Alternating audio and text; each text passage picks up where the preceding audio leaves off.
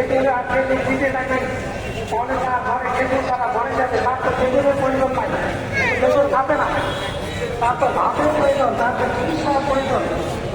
কিন্তু মূল্য আদায় করার মাধ্যমে চিন্তা আদায় হবে, এর মধ্যে কোনো ধরনের সন্দেহ নেই।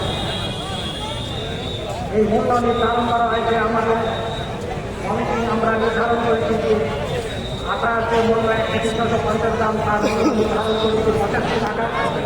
আটা নির্ধারণ করছে 110 টাকা। প্রতি জনপ্রতি আপনারা 110 টাকা আপনারা বেড়ে আসলে যাদের অবস্থা খুব ভালো তাদের অবশ্যই খেজুর বা বিস্কিটের মাধ্যমে দেওয়া দরকার।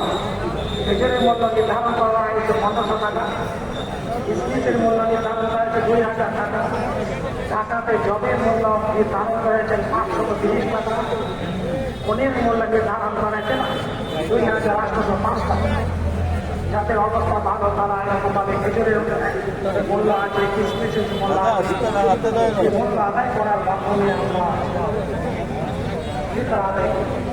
আল্লাহ তাআলা আমাদের বোঝা এবং আমল যারা তৌফিক আল্লাহ তাআলা আমাদের সম্মানিত হাজির, দক্ষিণে গেট বন্ধ না করে আমরা উত্তর দিকে চলে আসি।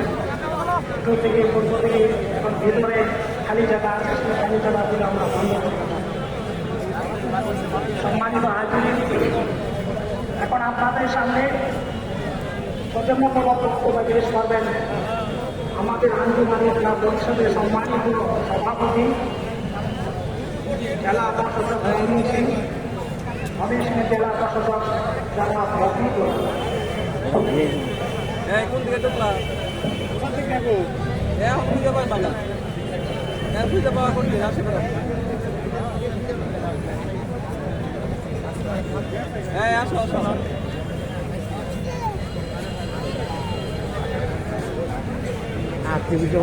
মানুষ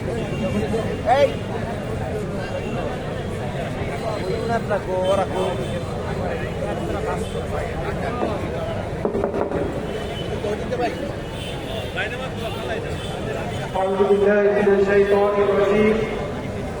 بسم الله الرحمن الرحيم. الحمد لله رب العالمين. الصلاة والسلام على رسول الله. সম্মানিত মুসলিম